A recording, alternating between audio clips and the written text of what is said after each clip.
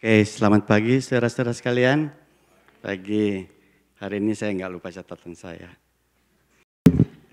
Oke, ya. Oke, saya ada. Sometimes saya baca catatan, tapi pada waktu saya khotbah saya lupa catatan saya juga. Karena sometimes kalau saya lihat catatan, tiba-tiba bisa hilang gitu. Jadi saya taruh sini sebagai backup aja. Kalau saya blank, saya kembali ke catatan. Tapi hari ini saya terima kasih buat pastoral team yang memberikan kesempatan buat saya menyampaikan firman Tuhan. Selalu sebagai seorang yang dipercayakan bahwa firman, selalu saya mempersiapkan diri walaupun tidak dijadwal. Ya karena bisa tiba-tiba oke, kamu firman Tuhan, lebih baik siap-siapnya. Dan dalam beberapa bulan ini saya ada satu firman yang saya ini bagus itu disampaikan, tapi saya tunggu timingnya yang tepat. Dan saya mengucap syukur pada waktu saya dikasih kesempatan minggu ini, silakan ini waktu yang tepat untuk sampaikan firman Tuhan ini karena pas. Dan pada waktu saya lihat wah ini sesuai dengan yang Pastor Paul punya fokus dalam tema bulan ini yaitu berdoa dan berpuasa. Amin. Saudara yang excited dengan puasa? Ya, terus terang pada waktu puasa itu selalu ada breakthrough. Jadi saudara itu, I'm looking forward for that. So jadi saudara expect itu puasa itu karena selalu ada breakthrough dalam puasa itu. Amin. Dan minggu lalu Pastor Tom sudah mulai bahas tentang doa dan luar biasa tentang doa itu adalah suatu kesukaan. Amin. Doa itu firman Tuhan, Pastor Tom bilang katakan itu kita masuk dalam hadirat Tuhan. Pada waktu kita masuk dalam hadirat Tuhan kita ada sukacita. Amin. Dan itu yang sebetulnya seperti yang disampaikan Pastor Paul ada sebagai yang sudah saya siapkan. Jadi saya rasa kita berdoa aja hari ini. Siapa yang rindu hari ini kita mau dijamah oleh Roh Kudus? Amin. Semua mau kan? Pada waktu saya beberapa minggu yang lalu saya melihat rekaman dari anak muda itu Eric Butler. Saya dengar, kalau saudara belum dengar itu, saudara dengar itu. Itu ada linknya di YouTube, itu luar biasa. Salah satu yang Eric Butler, poin yang saya tangkap dia katakan, kalau dalam pengalaman dia di dalam revival mengalami Tuhan, yang dia lihat cuma satu hal. Bagaimana orang dijamah Tuhan. Itu orang rindu. Orang rindu akan Tuhan. Cuma itu aja. Kalau saudara rindu akan Tuhan, saudara rindu atau jamaah Tuhan, Tuhan akan melawat saudara. Tuhan akan menjamah saudara. Amin. Dan itu yang ingin saya sampaikan pada pagi hari ini sebetulnya. Ada beberapa firman yang ingin saya sampaikan, tapi hanya supaya membuat kita itu lebih rindu lagi. Supaya kita lebih rindu lagi. Ya, mungkin tidak banyak yang saya akan bahas, tapi saya mau dalam pada waktu terakhir kalau saya menyampaikan firman Tuhan, kita akan berdoa bersama. Saudara mau? Ya, kita akan alami Tuhan. Amin. Mari kita berdoa. Tuhan Yesus, terima kasih buat pagi ini Tuhan. Kami ucap syukur, berterima kasih karena Engkau telah memberikan kami Tuhan pewahyuan dan pewahyuan Tuhan. Engkau memberikan kami Tuhan firman yang menguatkan kami Tuhan. Supaya kami lebih banyak berdoa lagi Tuhan. Kami berdoa supaya kami Tuhan lebih mencintai, lebih suka akan berdoa Tuhan. Urapi hamba-Mu pada pagi hari ini Tuhan. Biar Engkau yang beracara pada pagi hari ini. Urapi kami juga yang mendengar. Urapi setiap kami yang mendengar melalui internet Tuhan. Supaya kami juga dijamah di rumah kami masing-masing Tuhan. Terima kasih Tuhan. Di dalam nama Yesus kami berdoa. Amin. Saudara sekalian, kita semua suka berdoa atau kita paling tidak berdoa tiap hari, betul enggak? Siapa yang tidak berdoa tiap hari? Nah, berarti saudara tidak bernafas kan? Doa itu adalah nafas kehidupan. Kita harus berdoa. Tapi pertanyaannya, apakah kita berdoa dengan efektif? Apa hasilnya efektif? Nah, firman Tuhan ada banyak mengajar bahwa kita berdoa itu ada banyak jenis doa. Ada doa berserah, ada doa yang namanya doa Daniel seperti Pastor Paul katakan tadi. Ada banyak jenis doa dan segala situasi itu tergantung pada bagaimana kita berdoa? Saya kasih contoh. Misalnya di doa untuk orang yang sakit. Untuk doa orang yang sakit ya. Untuk orang yang sakit, firman Tuhan katakan kalau kita berdoa dengan sakit, firman Tuhan katakan karena itu hendaklah kamu saling mengaku dosamu dan saling berdoakan supaya kamu sembuh. Doa orang benar bila dengan yakin didoakan sangat besar kuasanya. Ini jenis doa beriman. Ini salah satu topik yang saya suka. Mungkin satu saat saya akan sampaikan bagaimana doa itu doa orang beriman. Ya, dengan doa beriman itu sangat besar kuasanya. Di dalam bahasa Inggris dikatakan, confess your faults to one another and pray for one another that you may be healed. The effective, fervent prayer of righteous man accomplish much. Jadi ada doa yang efektif. Kalau kita berdoa dengan efektif, kalau kita berdoa dengan iman, itu doa yang efektif. Karena hasilnya luar biasa. Saya kasih contoh dalam beberapa hari yang lalu, kita ada LC meeting, ya ada Pak Iwan, Lisa, sama Pastor Tom, saya sama istri saya Rima. Kita ada LC meeting, Zoom. Pada waktu sedang kita bahas, Lisa, dia tangannya sakit, dia tidak bisa angkat tangan kan. Pastor Tom langsung, oke, kita berdoa. Dalam nama Yesus, sembuh. Saya katakan sama Lisa, saya tuh pernah mengalami seperti itu. Saya 1-2 bulan sembuh lah. Kemarin waktu ketemu di church day meeting, Lisa katakan, sudah sembuh. Wah, itu instan. Wow, saya aja beberapa bulan. Tapi dia itu dalam beberapa hari, berarti banyak orang benar yang berdoa. Ada Peter juga, ya pendoa syafaat. Jadi kita berdoa dengan iman itu sangat besar kuasanya. Luar biasa, saudara. Tapi hari ini, saya tidak akan bahas tentang doa perkataan, tapi saya akan bahas tentang berdoa di dalam roh. Kita akan bahas berdoa dalam roh, karena topik ini seringkali jarang disampaikan. Tapi saya ingin memberikan beberapa detail. Kenapa kita perlu berdoa di dalam roh. Atau berdoa dalam bahasa lidah.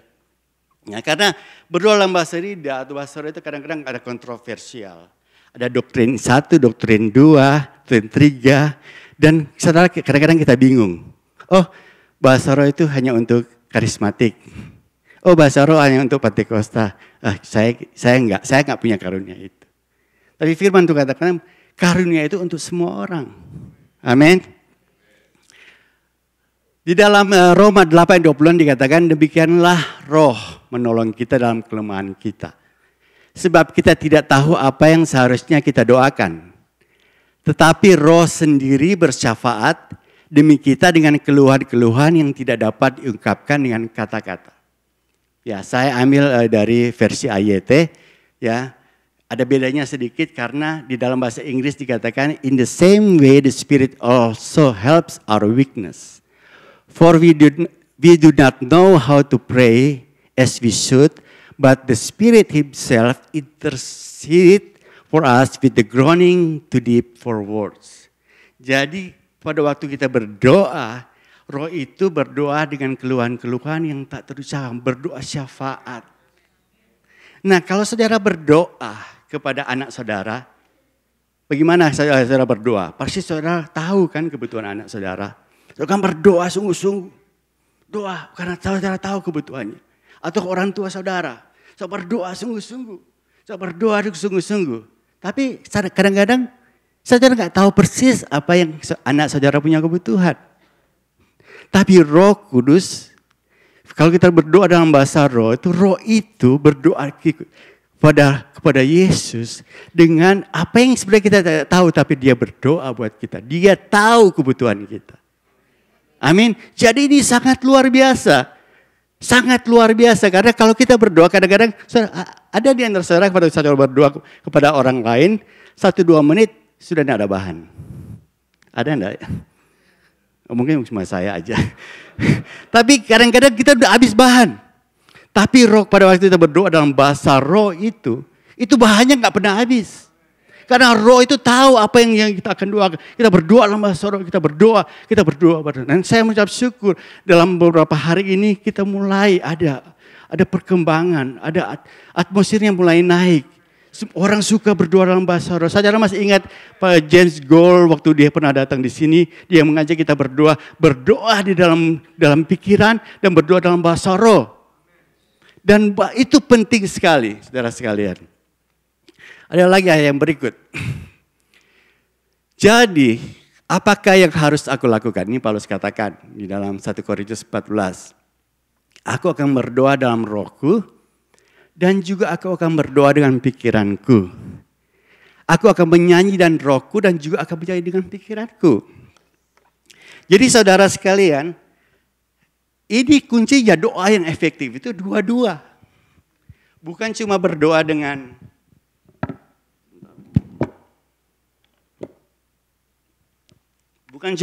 dengan akal budi atau pikiran, tapi kita berdoa dengan roh. Pada waktu kita berdoa dalam roh, itu ada komplit. Ya, kita berdoa dengan pikiran, kita berdoa dengan roh. Kita memuji dengan pikiran, dengan akal budi, kita menjemah di dalam roh. Itu komplit. Nah, itu doa yang efektif. Dan saya berdoa itu yang kita akan lakukan bersama-sama. Ya. Berikut saya baca lagi ayat berikutnya.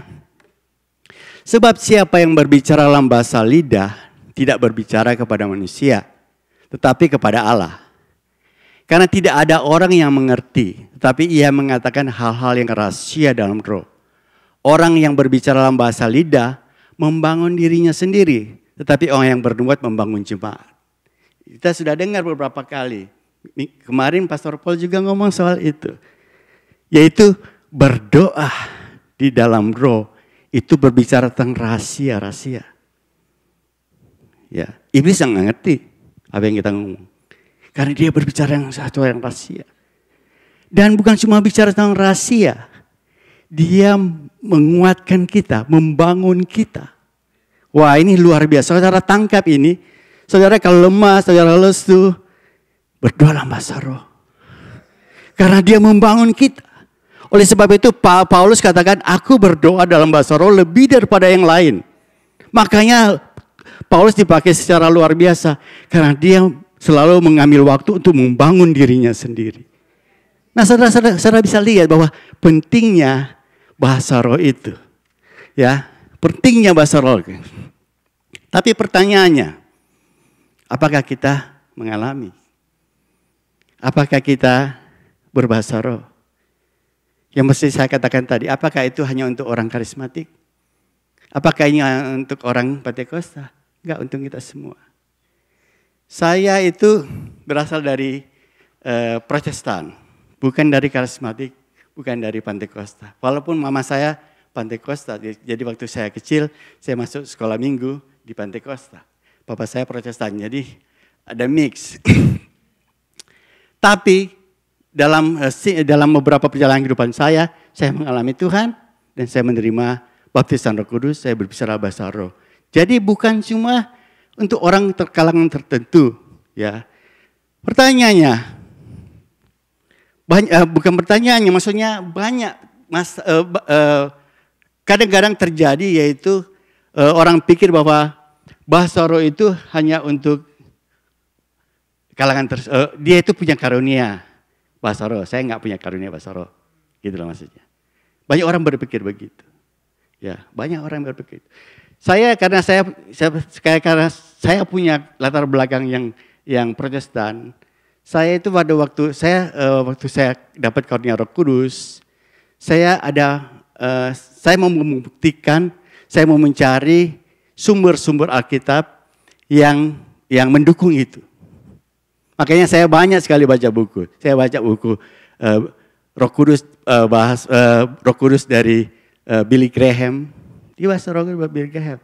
Stephen Tong, ya dia masih bahas Roh Kudus. Saya baca semua tentang Roh Kudus. Tapi pada waktu saya baca semuanya itu, akhirnya saya mengambil kesimpulan. Saya mengambil kesimpulan bahwa kita harus kembali ke Alkitab. Kita harus kembali ke basic. apa yang Tuhan ngomong soal bahasa roh. Itu yang kita akan kembali melihat review sedikit. Apa yang Alkitab katakan sebetulnya. Ya, saudara, di dalam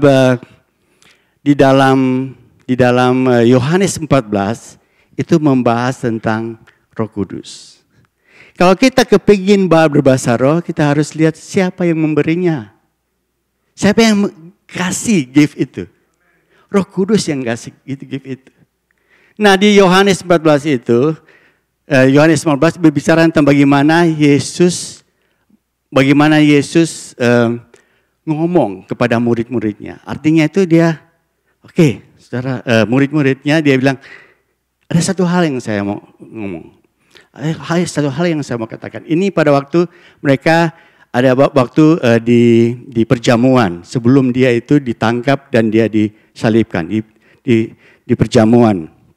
Dia katakan bahwa jikalau kamu mengasihi aku, kamu akan menuruti segala perintahku. Nah, saya garis bawahi atau bikin tebel kata-kata mengasihi dan menuruti segala perintahku. Jikalau kamu mengasihi aku, kamu akan menuruti segala perintahku. Aku akan minta kepada Bapa dan Ia akan memberikan kamu seorang penolong. Ya, kata penolong. Yang lain supaya Ia menyertai kamu selamanya, yaitu Roh kebenaran. Dunia tidak dapat menerima Dia sebab dunia tidak melihat Dia dan tidak mengenal Dia. Tetapi kamu mengenal Dia sebab Ia menyertai kamu dan akan diam di dalam kamu. Waktu itu murid-muridnya itu nggak tahu apa itu Roh Kudus. Kita sudah tahu Roh Kudus. Mereka itu blank. Apa ini yang Tuhan Yesus ngomong gitu. Ngerti enggak? Kita coba melihat dalam posisi mereka pada waktu itu. Mereka nggak ngerti apa itu penolong. Dikatakan, pada waktu itulah kamu akan tahu bahwa aku di dalam Bapakku dan kamu di dalam aku dan aku di dalam kamu. Barang siapa memegang perintahku dan melakukannya, dialah yang mengasihi aku. Dan barang siapa mengasihi aku, ia akan dikasihi oleh Bapakku. Dan aku pun akan mengasihi dia dan menyatakan diriku kepadanya. Tambah bingung lagi. Masa Yesus mau diam dalam kamu? Kamu di dalam aku? Mereka bingung. Kayak kadang-kadang kita itu begitu. Walaupun kita disampaikan firman Tuhan, balik kita masih belum mengerti juga. Sama seperti murid-murid Yesus. Mereka apa itu ya? Terus ya. Masih di dalam Yohanes 14, jawab Yesus. Ya. Ini ada 3 kali di dalam satu pasal. Satu pasal Yesus berkata tentang mengasihi dan menuruti. Jika seorang mengasihi aku, ia akan menuruti firman-Ku dan Bapakku akan mengasihi dia. Dan kami akan datang kepadanya dan diam bersama-sama dengan dia. Saudara, saya stop di sini juga. Saudara pernah baca ini bilang kami. Yesus tidak bilang saya. Dikatakan kami. Dia berbicara tentang Trinitas. Dia bicara tentang Allah, Bapa dan Roh Kudus itu akan diam di dalam diri kamu. Jadi kalau kita bicara tentang Roh Kudus itu Allah. Kita tidak menyembah Allah yang 3. Kita menyembah Allah yang 1. Amin. Pada waktu firman Tuhan mengajar di dalam perjanjian lama tentang Bapa, kemudian bicara tentang Yesus, itu ada fungsinya. Bapa itu dia menunjukkan bahwa Allah itu Allah yang penuh kuasa. Dan Yesus itu punya tugas itu, dia datang ke dunia, firman itu menjadi manusia, dan dia itu menebus dosa manusia. Dia mati di kayu salib, dan dia bangkit supaya dia menjadi raja. Tapi pekerjaannya selalu bersama. Bapa, Putra, dan Roh Kudus. Dan pada waktu dia berbicara tentang Roh Kudus, dia berbicara tentang Tuhan yang akan diam dalam diri kita. Amin. Tapi firman Tuhan dikatakan, Roh Kudus itu tidak memuliakan dirinya sendiri. Dia memuliakan Yesus. Dia memuliakan Tuhan Yesus. Tapi dikatakan Kami akan datang kepadanya dan diam bersama-sama dengan dia. Barang siapa tidak mengasihi aku, kembali lagi, ia tidak menuruti firmanku. Dan firman yang kamu dengar itu bukanlah daripada aku, melainkan dari Bapa yang mengutus aku. Semuanya itu kukatakan kepadamu selagi aku berada bersama-sama dengan kamu. Tetapi penghibur, yaitu Roh Kudus, yang diutus oleh Bapa dalam namaku, dialah yang akan mengajarkan segala sesuatu kepadamu dan mengingatkan kamu akan semua yang telah kukatakan kepadamu.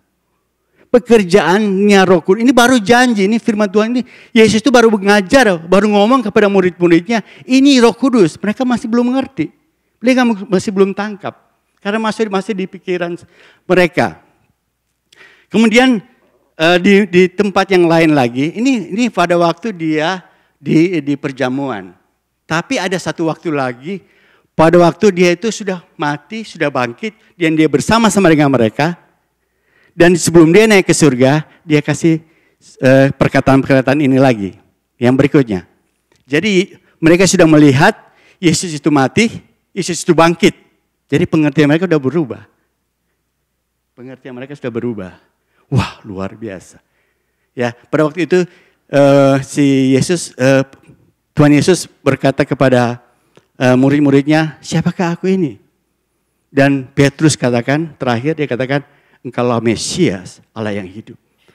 Tuhan katakan, bukan kamu yang mengatakan, tapi Roh Kudus yang mengatakan kepada kamu, siapakah aku? Dan dia katakan, Yesus katakan, ketahuilah, aku mengirimkan janji Bapakku kepadamu. Dia ngomong soal yang dia ngomong lalu. Akan tetapi tinggallah di kota Yerusalem sampai kamu diperlengkapi dengan kuasa dari tempat yang tinggi. Yesus berbicara tentang Roh Kudus lagi. Kuasa dari tempat yang tinggi. Saudara tangkap ini karena Allah sendiri. Kuasa tempat yang tinggi. Ya, bahasa Inggris dikatakan dalam The Message Translator, what comes next is very important. I'm sending what my Father promised to you. To stay here in the city until he arrive. Until you equip it with power from the high. Dia berbicara tentang Roh Kudus. Kuasa, dinamis yang akan datang. Nah saudara, singkat cerita pada hari Pentakosta. Jadi ada hari raya Pentakosta. Semua orang berkumpul di satu tempat. Ingat, Tuhan Yesus katakan kalau engkau mengasihi aku, engkau akan menuruti perintahku. Dan mereka tangkap akhirnya. Mereka mengasihi Yesus, mereka menuruti perintahnya. Mereka stay di Yerusalem. Ketika tiba hari Pentakosta, semua orang berkumpul di satu tempat. Tiba-tiba turunlah dari langit suatu bunyi seperti tiupan angin keras yang memenuhi seluruh rumah di mana mereka duduk, dan tampaklah kepada mereka lidah-lidah seperti nyala api yang bertebaran dan hinggap pada mereka masing-masing. Maka penuhlah mereka dengan Roh Kudus. Janji itu digenapi. Lalu mereka mulai berkata-kata. Mulai berkata-kata dalam bahasa lain. Seperti yang diberikan Roh itu kepada mereka untuk mengatakannya. Jadi bahasa Roh itu dimulai pada waktu mereka dipenuhi Roh Kudus. Saudara mau berbahasa Roh, saudara mau berbahasa lidah, dimulai pada waktu saudara itu dipenuhi oleh Roh Kudus. Itu jelas dikatakan. Dan ada kata yang namanya itu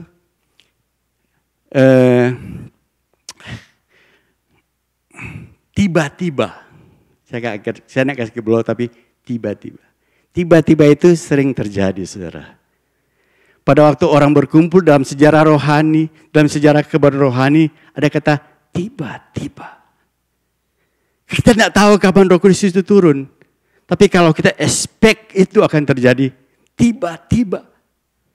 Saudara, itu yang kita tidak tahu kapan Roh Kudus datang, kapan the presence of God datang. Tapi kalau kita expect itu tiba-tiba. Seperti yang terjadi pada waktu di perjanjian lama, pada waktu bangsa Israel selesai membangun bait Allah, mereka sedang mengucap syukur, tiba-tiba turun Roh Kudus. Shekinah glory itu kami, dan mereka mulai memuji Tuhan, menyembah Tuhan. Ini yang kita expect tiba-tiba. Amin, saudara sekalian. Oke, berikut terus. Bagaimana kita menerima Roh Kudus? Oleh karena itu aku berkata kepadamu, mintalah, maka akan diberikan kepadamu. Carilah, maka kamu akan mendapat. Ketuklah, maka pintu akan dibukakan. Karena setiap orang meminta, menerima, dan setiap orang yang mencari, mendapat. Dan setiap orang yang mengetuk baginya, pintu dibukakan. Bapa manakah di antara kamu jika anaknya minta ikan daripadanya, akan memberikan ular kepada anaknya, itu ganti ikan. Atau jika ia minta telur, akan memberikan kepadanya kalajengking. Jika kamu yang tak tahu memberi pemberian yang baik kepada anak-anakmu, apalagi Bapamu yang di surga, ia akan memberikan Roh Kudus kepada mereka yang meminta kepadanya. Saudara, kalau kita minta Roh Kudus, masa Bapak kita kasih ular? Nggak mungkin. Jadi mintalah. Saudara yang belum dapat Roh Kudus, mintalah. Terima dengan iman, karena iman itu seperti kita menerima. Yang kita lakukan itu kita activate. Kita activate apa yang Roh Kudus sudah berikan kepada kita. Bahasa roh itu firman Tuhan saya tidak taruh di sini, tapi Paulus katakan kalau kita berbicara dalam bahasa roh itu, seperti kita harus berbicara yang jelas. Seperti namanya itu suling. Suling itu kan kalau kita semua gitu. Apa yang keluar? Ya gitu. Tapi kalau kita taruh nadanya, dia akan keluar. Demikian juga dalam bahasa roh ini kita bicara soal praktis. Kita bicara soal praktis. Kalau kita mau berbicara bahasa roh, kita harus keluar suara. Jangan buka mulut, coba buka mulut. Nggak bisa. Harus mulai ngomong. Karena firman Tuhan kan di dalam hatimu akan mengalir air-air kehidupan. Jadi kita harus keluar suara dan mulai kita berkata-kata. Pertamanya itu biasa-biasa, tapi akhirnya kita akan bisa ngomong. Paulus katakan bahwa aku akan akan berdoa dengan akal budi, dan aku akan berdoa di dalam bahasa roh. Jadi dia bisa ngomong satu sama saat dia bisa activate, dia berbicara di dalam akal budi, dan juga bisa bicara dalam bahasa roh. Setiap saat dia mau. Amin, saudara. Sudah mulai tangkap? Tapi yang paling penting itu saudara itu secara penuh dipenuhi oleh Roh Kudus. Dipenuhi oleh Roh Kudus itu bukan cuma satu kali. Itu berulang-ulang kali. Nah, saudara sekalian, ada satu ayat lagi sebelum saya akan memberikan satu kesaksian yang akan menguatkan saudara, saya percaya. Ayat yang terakhir yang saya ingin bacakan yaitu bagaimana Roh Kudus baptisan itu terjadi. Ketika Petrus sedang berkata demikian, turunlah Roh Kudus ke atas semua orang yang mendengarkan pemberitaan itu.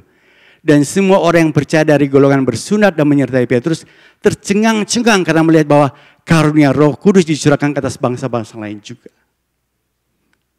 Artinya bahasa roh, kepenuhan roh itu untuk semua orang. Bukan untuk salah satu dua orang aja. Ya, saudara sekalian, ini saya akan tutup dengan satu kesaksian. Dan saya berdoa, saya jarang kasih kesaksian ini. Karena firman Tuhan katakan, kalau kita taruh, jangan lempar mutiara di kandang babi. Artinya kalau kita kasih kesaksian harus timing yang tepat. Karena saya nggak mau waktu kesaksian ini untuk kemuliaan saya sendiri, tapi untuk kemuliaan Tuhan. Nah, tujuan motivasi saya kesaksian ini itu untuk memberikan kita itu lebih hungry lagi, dengan lapar akan firman Tuhan. Saudara tahu saya ngomong tadi, saya latar belakang Protestan, saya lahir baru waktu saya umur 13 tahun 78. Nah, yang saya cuma tahu itu semua lahir baru. Tapi kemudian Tuhan firman Tuhan dikatakan kalau kita lahir baru, di dalam diri kita itu ada Roh Kudus, sudah ada Roh Kudus. Dan dia akan menuntun kita sampai kehidupan yang kekal. Artinya itu Tuhan menuntun saya, akhirnya saya mengerti tentang kebenaran firman Tuhan, tentang Roh Kudus.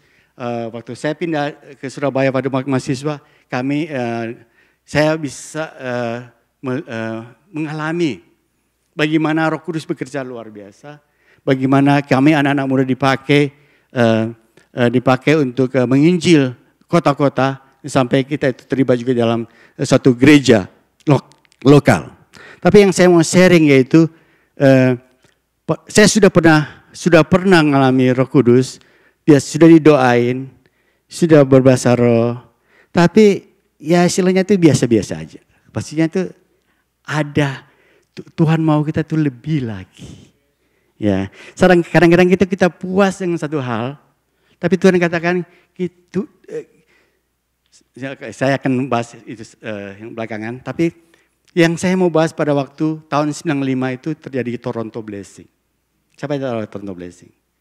Ya, saudara tahu, saya percaya, saya dengar juga di sini bagaimana mengalami Toronto Blessing. Tapi pada waktu Toronto Blessing itu terjadi, kami sekeluarga ada di Manado. Nah, pada waktu itu kami perjalanannya itu panjang. Saya sekolah di Surabaya, saya punya bisnis di Surabaya. Terus akhirnya ya saya kembali ke Manado, ya mulai dari bawah lagi. Itu sepertinya jalannya itu naik turun, tapi saya tahu Tuhan selalu bersama dengan kita. Dan dia punya rencana yang besar buat kita. Rancangannya bukan rancangan apa? Kecelakaan, tapi rancangan damai sejahtera. Dan pada waktu Toronto Blessing itu ada dua orang yang pergi ke Toronto.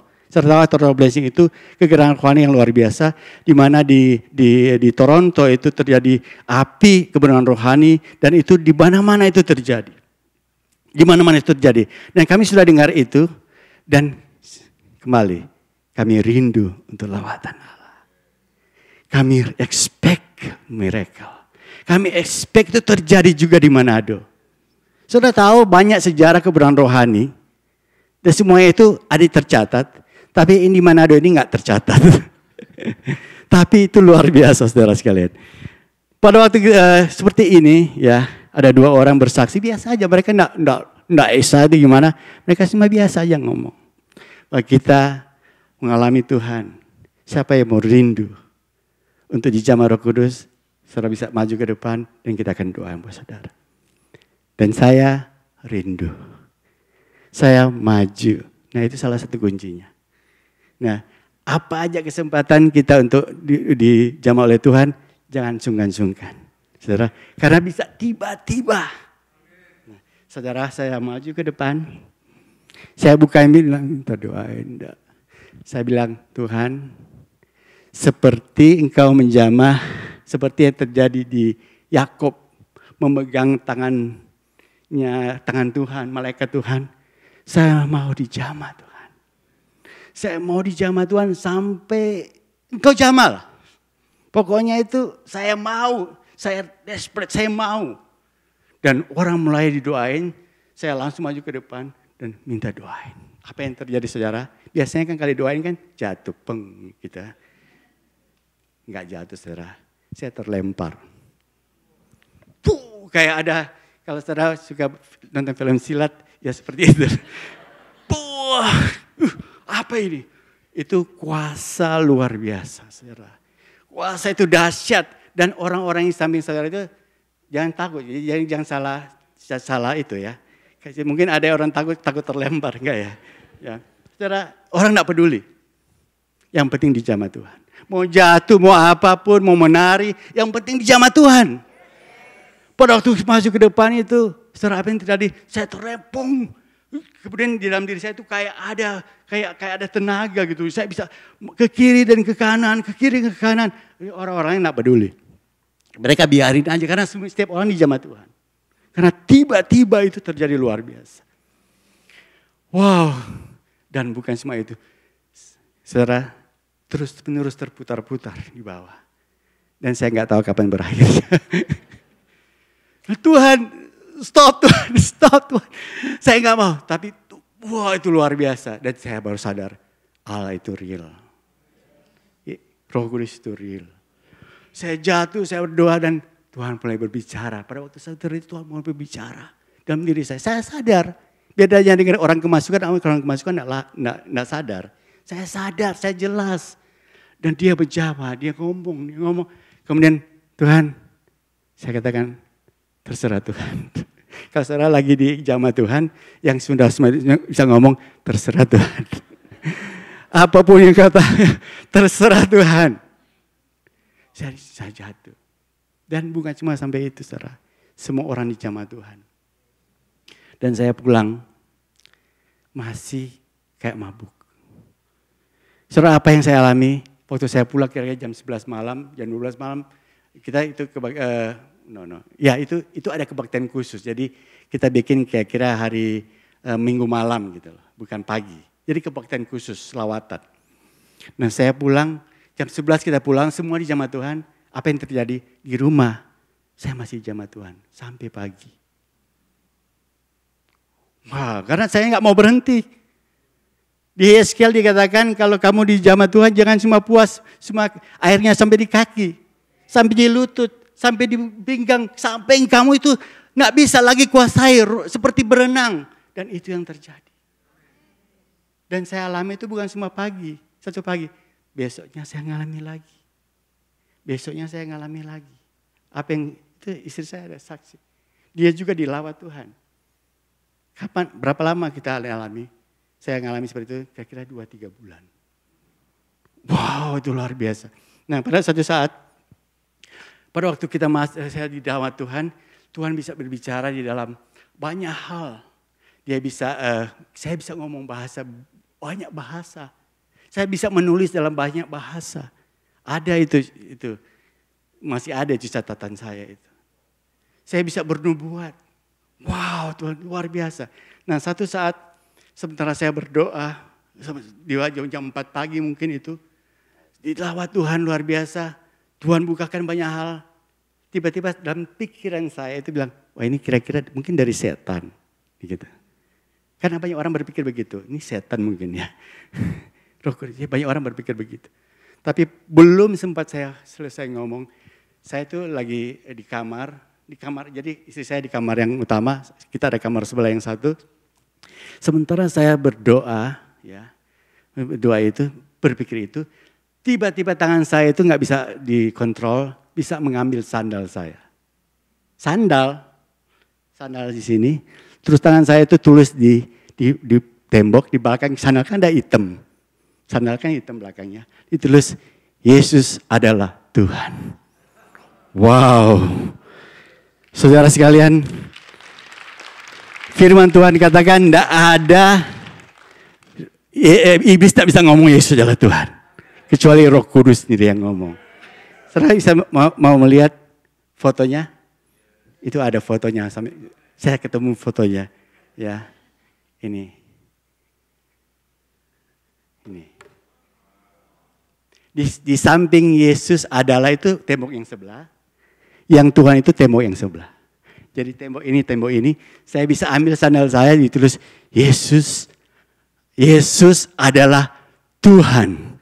Wah, saya bilang ampun Tuhan, Engkau adalah Tuhan. Saudara, apa cuma sampai di situ? Enggak bukan sampai di situ. Karena Roh Kudus bukan diberikan supaya kita itu cuma untuk menari tapi dipakai untuk memberikan jadi saksi. Menjadi saksi. Kita mulai semua yang dilawat Tuhan mulai bersaksi di Kersel. Saya ngomong jangan di Kersel dan Kersel dilawat Tuhan. Nah, kita ngomong di Kersel yang lain, Kersel dilawat Tuhan. Tiba-tiba semua Kersel dilawat Tuhan. Tiba-tiba semua orang dilawat Tuhan. Dan mulai kita ngomong, wah ini luar biasa. Mari kita bikin kebaktian lawatan tiap hari. Pada waktu itu kita buka di gereja kita sewa, kita berdoa untuk lawatan tiap hari. Dan tiap hari itu dilawat Tuhan. Mulai daripada tadi 2 orang yang bersaksi. Dan apa yang terjadi? Orang-orang di Manado itu pada datang. Tiap hari. Kapan, berapa lama itu berlangsung? Siapa yang bisa terka? 1 tahun. Tiap hari. Wow, itu luar biasa. Itu tidak tercatat di mana-mana. Itu saksi mata sama istri saya sendiri. Saya nggak buat tambah-tambahin semua. Apa semua sampai di sini? Enggak. Mulai kita bilang kita harus ngomong ke kota-kota lain. Kita mulai sharing di kota Bitung, kota Tondano.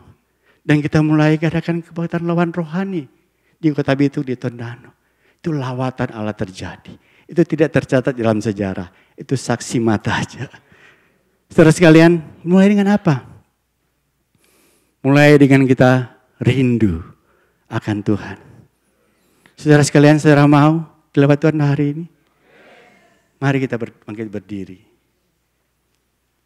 Saya mau saudara itu lebih rindu lagi. Saya minta para musik, mari kita mulai berdoa. Saudara, ini waktunya saudara kalau mau dilawat Tuhan, saudara mau maju ke depan di sini, kita akan berdoa buat saudara. Saya belum dijamah Roh Kudus, belum dibaptis Roh Kudus, belum bahasa Roh. Saudara maju ke depan, jangan tunggu-tunggu. Karena bisa tiba-tiba Roh Kudus bekerja. Amin. Ayo saudara maju ke depan dan kita nyanyikan lagu yang terakhir. Saudara mau didoain, maju ke depan. Saya mau dijawab Tuhan, maju ke depan. Dan pastoral, semua kita akan saling mendoakan. Saya bukan membaptis Roh Kudus. Roh Kudus yang akan membahas kita. Mari kita angkat tangan kita, mari kita menyembah Tuhan. Kita memuji Tuhan. Dan kita izinkan Roh Kudus bekerja.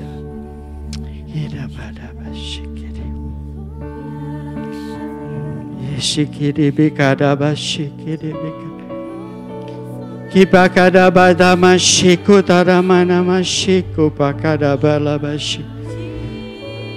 Ibada balabada bashiku pakana makataya labashiku debekana yabada. Urata tada makeko pada bashi bikana mala. Ikatala mashiku pakada bashi. Kupada bashi debekara labashi debe. Mulai activate. Saudara buka suara saudara. Saudara buka saudara, mulut saudara. Upakata tata labashi terebe karabalaba. Kipakata labashi kutabashi kedebe kal. Kupada labashi bebe. Kupakata talabashi kedebe kara. Oh jama. Oh kedebe. Kupakata labashi kedebe. Kukatalabashi de bekara, kukarabashi de bekara labashi, urabada balabashi keda, kepada bashi bek. Terus, more God, jama Tuhan. Oh ratada bashi bekara balaba, terus jama. Terus, yes kan, terus, urata daba shepe karaba, kupada basheke, kupada bashede bekara, kupada bala. Mari saudara yang belum berbahasa roh, saudara maju ke depan. Pastor Paul dan Pastor Tom, tim pastor akan doain buat saudara. Maju ke depan dan kita akan doain buat saudara. Jangan sungkan-sungkan. Kipada bala bashi de bekarala. Kipakada bashi de bekarala. Yes kak, terus. Jama Tuhan. Yebek terus yang lain berdoa, jangan berhenti. Berdoa, masuk dalam hadirat Tuhan. Kita tidak buru-buru. Kipada bashi de bekarala bala. Kipada. Mari saudara. Tadi Dani sudah undang. Ini adalah satu kesaksian, satu kesempatan yang baik. Anda maju ke depan. Ya, maju ke depan. Kita akan doakan. Maju. Jangan ragu, jangan takut. Ini buat saudara. Yesus memberikan pemberian yang terbaik, yaitu Roh Kudus. Roh yang sama, yang ada bersama dengan Yesus. Dia berikan kepada saudara saat ini.